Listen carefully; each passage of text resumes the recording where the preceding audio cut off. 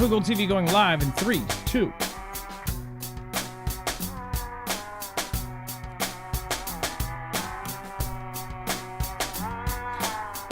All right, what is going on, guys? It is Adam A.K. Marf, and this is Marfoogle News. We've got, of course, things that we've talked about for a long time are happening, and of course, the community has been right many times.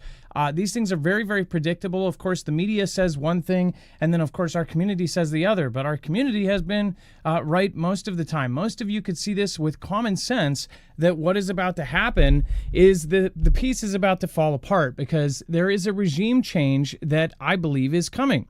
Again, we're going to talk about Iran and the U.S. preparing for cyber events. Now, this is no surprise to us. We've heard everybody from the W and the E and the F to, Mr. Klaus talking about a major cyber event. But, of course, we've also heard the Pentagon now talking about it. So we'll talk about that here in a minute. But first, U.S. strikes on Iran less devastating than thought. So day one, day two, again, most of us were looking at this and going, okay, well, is this actually as bad as they say? We talked about how, the U.S. had the B-2s and the technology, but we even talked about it before that maybe the B-2s and even the bunker busters weren't strong enough or weren't heavy enough to get down and to actually do the amount of damage that they needed done. Now, there's been questions if they actually knocked everything out or if it was truly obliterated. Most people take the president's word for it. But again, if they did it and it didn't touch anything, it would look pretty bad for the U.S. So again, we don't know exactly what actually happened. U.S. strikes on Iranian nuclear sites were less devastating than Tehran expected, according to intercepted phone calls between senior Iranian officials. In conversation overheard by the U.S. and leaked to the Washington Post, the officials speculated as to why the attacks were not as destructive and as extensive as anticipated. It says, quote, again, the Trump administration did not deny the existence of the calls, criticized the newspaper for publishing the information. It says, it's shameful that the Washington Post is helping people commit felonies by publishing out-of-context leaks, said Caroline Leavitt, the White House press secretary. The notion of unnamed Iranian officials know what happened under hundreds of feet of rubble is nonsense. Their nuclear weapons program is over, she added. So most people wonder if is everything actually destroyed. Again, it is a question that will continue to be asked. But because the media is heavily against this president, we don't know if this is, pulled out of context just to slight the White House, or is it actually true? The thing is the White House would be required to fib about this. I mean, it would look really bad. It would be bad for a reputation if we said that it happened and it didn't happen like they said. Again, and then who are these people that are talking? Again, they could get anybody saying this. They could have said this on purpose, knowing that the U.S. is listening. I mean, are they stupid? I mean, they know the CIA and NSA is listening to every single word. Now, before we continue, I do want to remind you guys, with all of the craziness and all of the different rumors and chatters of rumors, we're all preppers here, and there is a very, very easy way to protect yourself just in case something does happen as far as an EMP or a Carrington-level event from the sun. That is called an EMP Shield. This is a very smart device to put on your car. It takes less than 10 minutes, and it's going to ground the signal in less than 500 trillionths of a second. The normal reason why, people talk about surge protectors for EMP or this or that, and surge protectors are nowhere near fast enough. The EMP Shield is. Go to marfooglenews.com/EMP. This is the same technology and the same company that's been used by agencies like FBI, DHS, DOD, the Air Force. Again, they are all protecting quietly. They're protecting themselves, so we should be loudly protecting us. Again, if you think that they're going to come and get you when there's a big disaster, just ask anybody in Hurricane Katrina, North Carolina, California, Hawaii, how they did.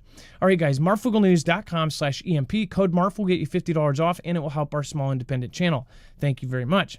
All right, let's bring in my co/internet brother, Dex James. What is going on, and how are you doing today? Well, hello, Adam, and hello, Foogle fam. I'm doing just fine. So I have said since the first speech that he did, his little speech like, this is a time that you meet me and I will see you later and we need to rise up, that I believed that this late Shah's son was going to be the regime change. Now, people don't believe yet that there's regime change. There's a lot of rumors around this.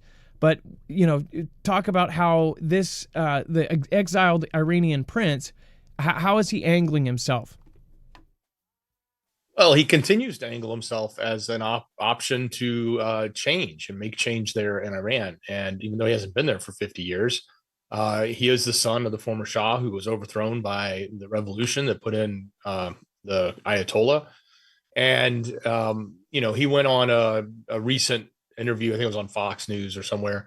And he went so far as to say, President Trump is looking for peace in the Middle East and an end to chaos. He wants to keep American troops safe and finally bring them home. I want the exact same thing, but the current regime in Iran does not want this. It thrives on chaos and bloodshed. He says, so true peace can only happen when that republic is gone. So my message to the president is this: to end the chaos and destruction is to help the people of Iran end its regime and take their country back. He can leave a lasting legacy and be one of the history's greatest peacemakers if this happens. I am ready to be his partner in this process and the mission and lead our nation into a peaceful, democratic future, once again aligned with regional stability and American interests. Working with President, we can bring down the world's most dangerous regime, he says. Now, I want to point out there's a part in this. I just, do you guys remember when I said, do you remember the whole Syria thing? I compared this to the puppet that they put in charge of Syria, the revolutionary that used to be, part of Al Qaeda, and then now all of a sudden was wearing a blazer and was emblazoned on CNN. Even though he had a $10 million bounty on his head from the U.S. government as America's most wanted or the world's most wanted because he was Al Qaeda.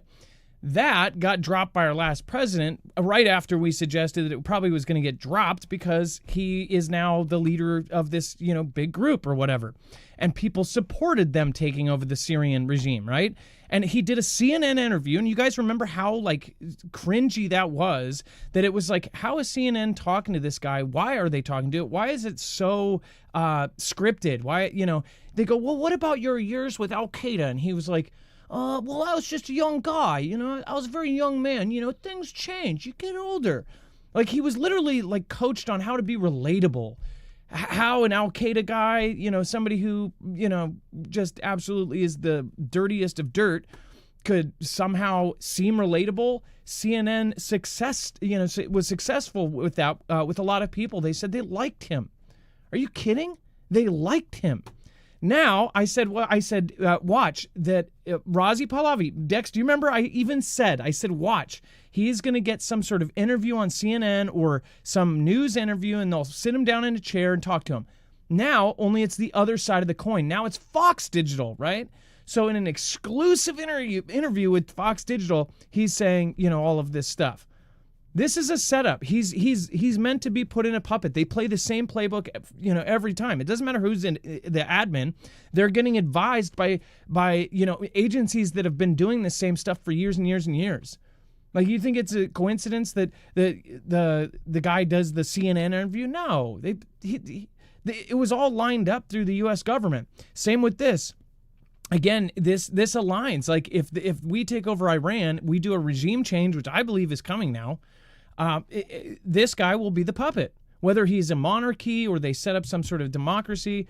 Again, I don't know what kind of system it will be, but I believe he is now angled as the sole guy.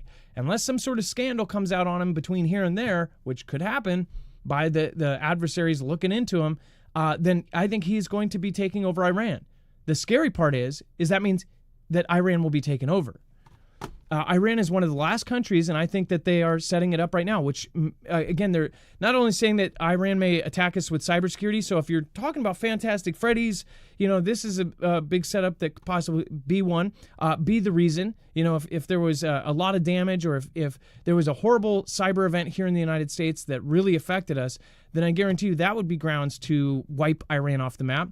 But also they're essentially saying that, that the damage isn't as bad as they thought, and it might come out later. Well, we actually do need to keep going in there. We need to keep bombing them because they still have the ability to make nuclear weapons. The WDM story all over again, different party, or different admin.